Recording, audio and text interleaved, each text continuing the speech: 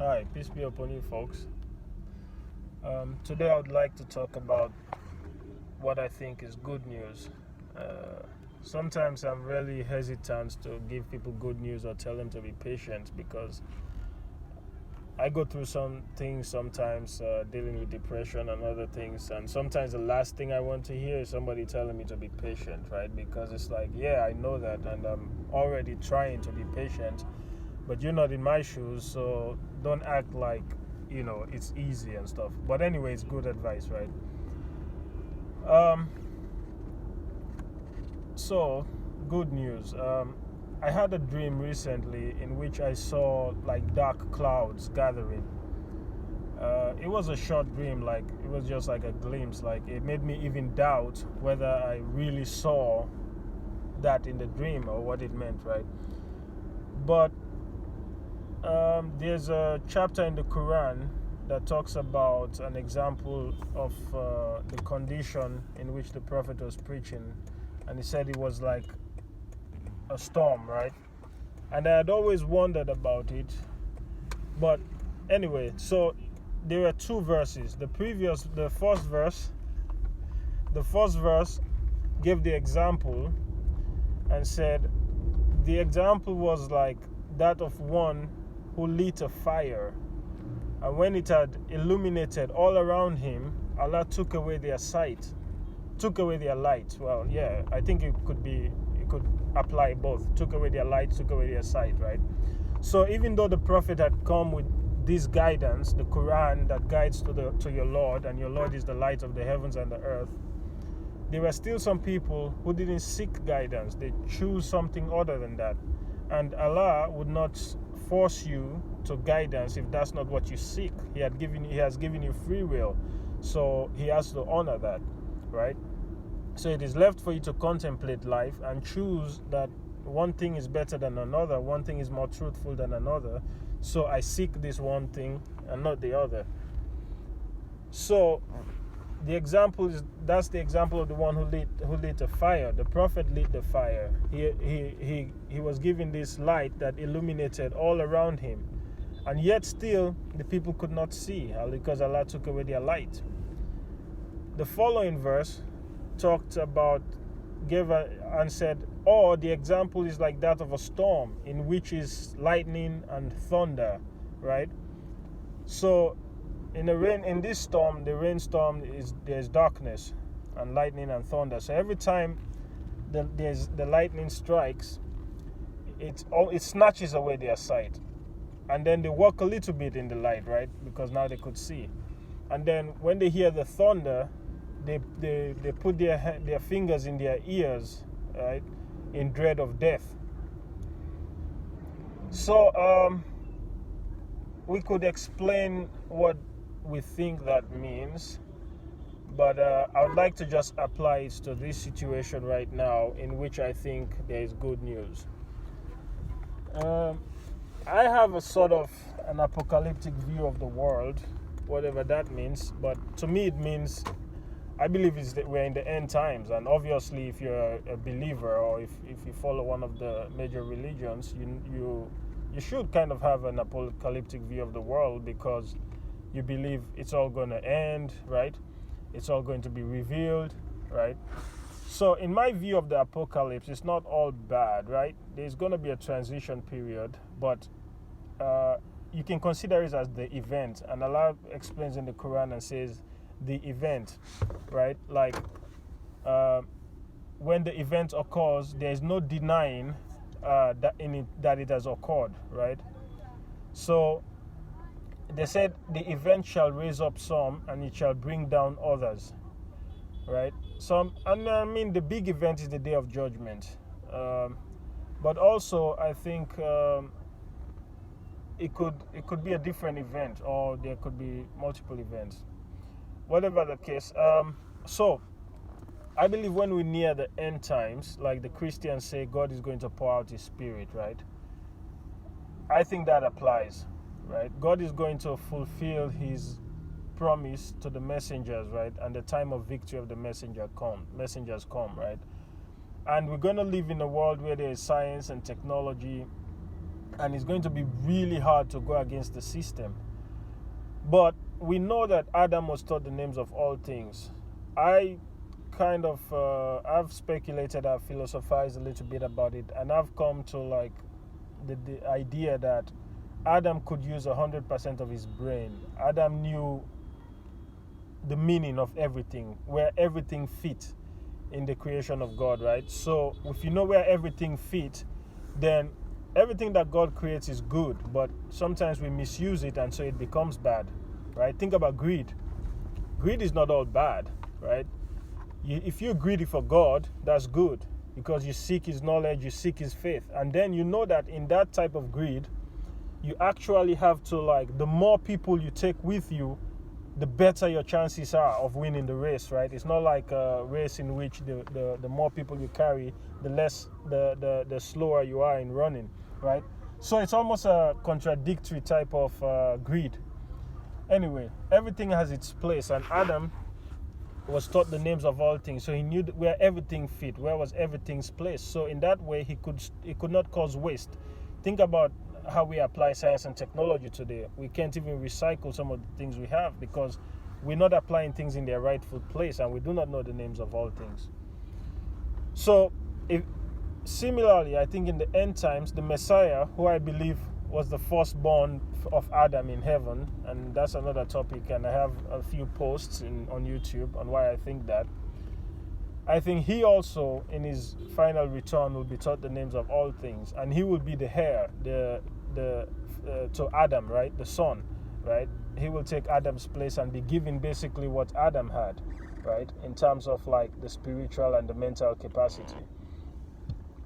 But with him would be a lot of other people, right? Many people will be taught these things. God will elevate us, right? And so it would make our hearts true, right? It would give us like that prophetic heart, right? Like it would be like the messengers, basically. And we'll be able to use higher percentages of our brains. We'll be able to understand the language of the birds, the language of nature, right? So we'll be able to communicate with the creation of God at a highest level of understanding, see things beyond our limited capacity right now. So I believe when this end time nears, which is near right now, right, all those things would occur. Anyway, so how does the storm relate to this, right? I think, like God says in the Quran, He says He created the 7 heavens, one above each other, right? His commands descend in the heavens, right? So that you would know that He's over all things, capable of all things knowing, something like that. But basically, the commands of God descends down the heavens. So I think even the command of victory, right, it would descend from God, but some of us will feel it because some of us seek that higher spiritual value. We seek that higher self. We seek to be one with our Lord, even though we know we are infallible. We accept our infallibilities, but we do not brag about them, and we do not seek to indulge in them, right? We wish that our Lord will make us better, will make us good, right? And not make us dependent on these inadequacies in this, so that because right now we're not whole, right? We are subconscious, our minds, we can only use a small percentage of our brains. So I think because of that, we tend to seek things that would replace this, things that will fulfill us, make us feel whole. And a lot of times these alternatives have been created by Satan. So we indulge in those things. But I think when the time comes, God will make us whole, and we would find out. It's like, think about heaven. So much things you can do in heaven. You can't even imagine, right? But we think that the only way we can, if we're not partying, if we're not having fun, if we're not doing these things that are sinful, how can we have fun? But imagine how many things we've come up with this limited capacity of our brains, and imagine being elevated. You don't have to worry about that. Just seek the good and know that when God grants you the good, you're going to be pleased. You're going to feel whole. You're going to feel satisfied and at peace, right? Anyway, so I feel like, yes, this command is coming down, right? And maybe it's not reached our heaven yet, and it's not reached the earth yet, right? So the command is not here yet, but I think our higher selves, our spirits, right, which I think are going to descend upon us, right, and confirm the word of God upon us, the word of righteousness, the word of peace, the word of the oneness with God, right? Our spirits can sense this, right?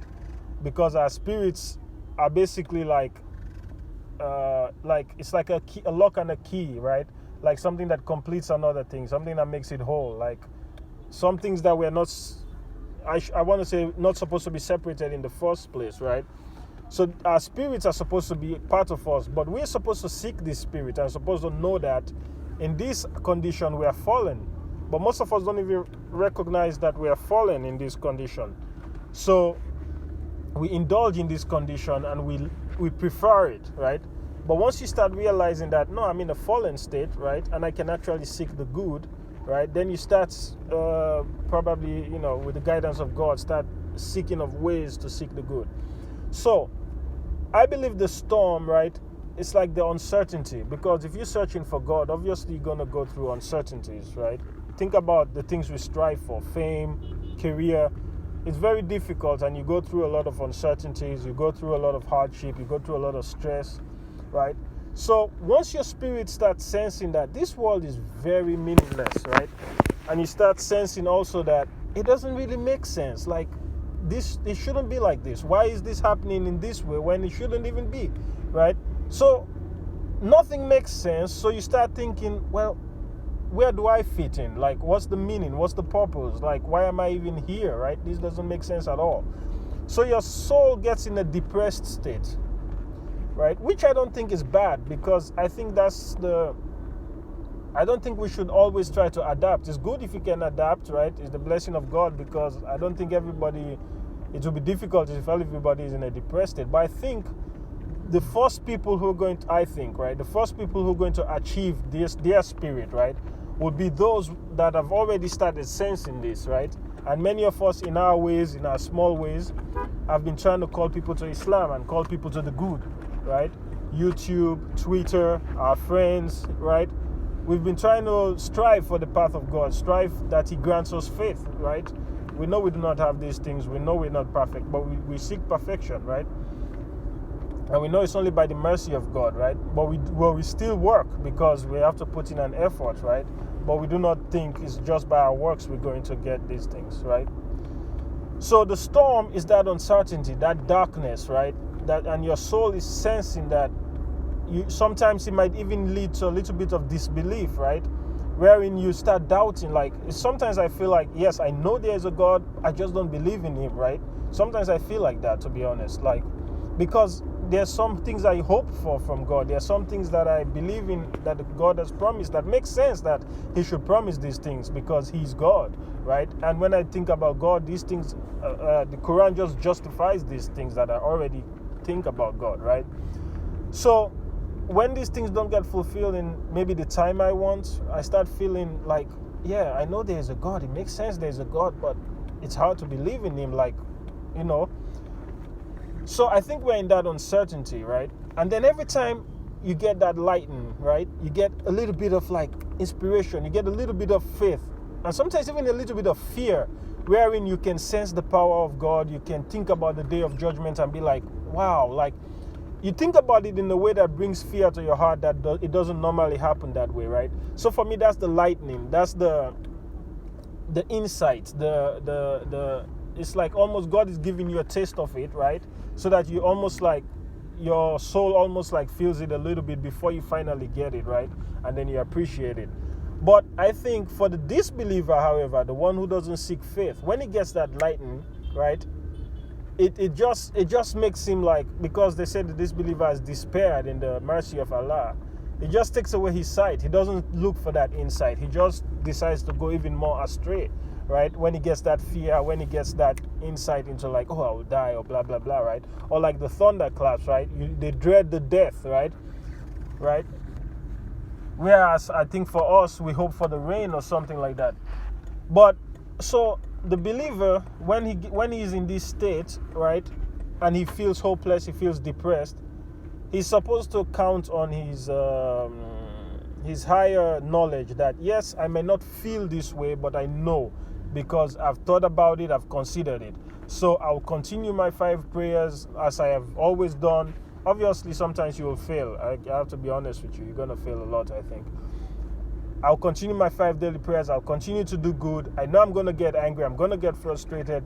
But I'll try my best to continue to do good because I know the path. The light. I have had the light before. I know where the path is. Just because I'm in darkness, right? Think about a room. You're in a room, you're heading down the hall, right? And then all of a sudden you lose power, you lose electricity, and the hallway is dark. You can still tell that you have to walk straight, right? You can tell that, oh wait, there might be something on my right. In a few steps I might bump into this, because the light had illuminated for you, right? So you don't need the light to walk. You can still continue walking, right? And that's what I think the believer does. Even though the dark clouds are there, every time he gets that insight, that lightning, he continues. He doesn't, like, when there is no more lightning, he doesn't just sit back and then immediately rushes to disbelief. Yes, he pushes until he gets so depressed, so lack of hope, and then maybe he falls again. But he pushes on forward, right? So I think the good news is, right, if my dream is like accurate and it tells of something that's near, the good news is the rain is coming, like, right? We're expecting the rain, and the rain is a blessing, right? The rain is basically the Quran in our hearts, right? The rain is that good, that fulfillment of the word, right? That what grows the word in us, right? The seed that God will plant in us, his word, his spirit. The rain is what is going to nourish that. So we know that this is just the precursor. This is us being prepared. So that's what I think is the good news. I think we are in the storm right now, in the higher heavens. Our spirits are sensing this storm. But this storm is coming with rain, right? And then once we get this rain, our hearts are prepared. I mean, it's going to be sunshine for us. We're going to see more clearly. We're going to understand better, right?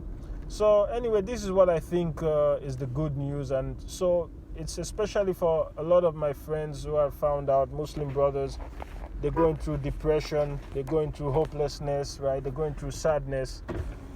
Assalamu alaikum. There you go. Yeah. Right? So don't despair, right?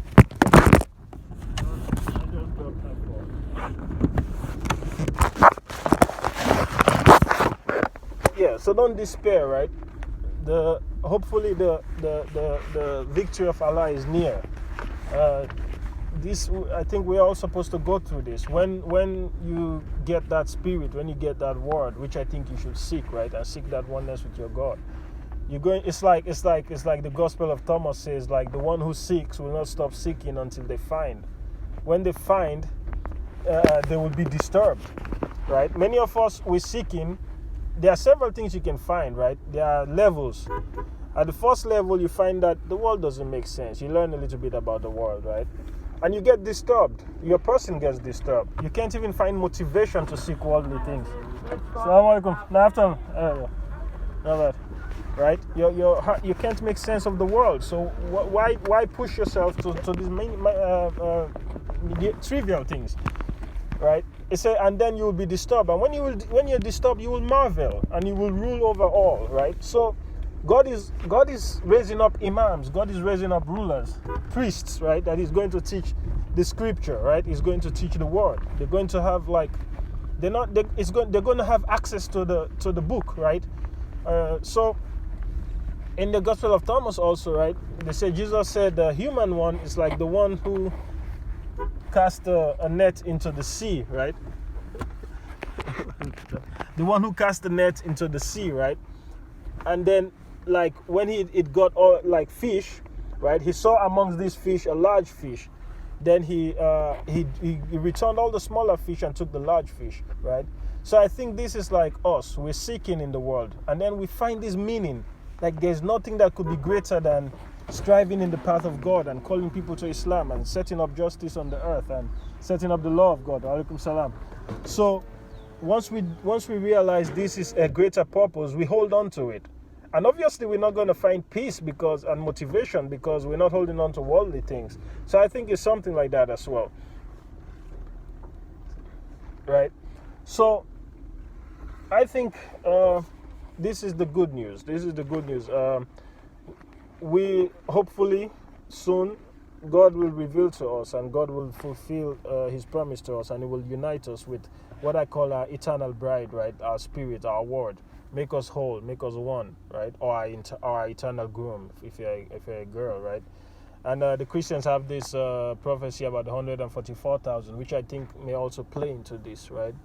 So it's almost like God has these sleeper cells, right, that He's going to wake up, right, when the time nears. But they're not going to wake up all at once. And in fact, that's what maybe the birth pains, right? Because some things that are spiritual commands, when they descend into another heaven, they might have physical implications, right?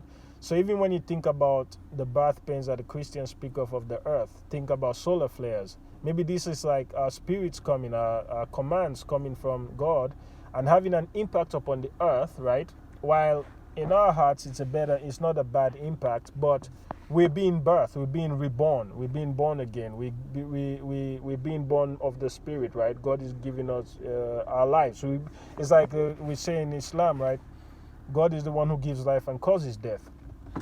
Like, you could think of all of us as dead, right? We're not truly alive. Yes, we are alive in the fact that maybe we believe, but there are levels, like I said, right? So I don't know if I've talked about everything I had in my mind. I was going to write this up, but I've just felt like I would just make a video. I've not made a video in a while, and people don't like reading, right?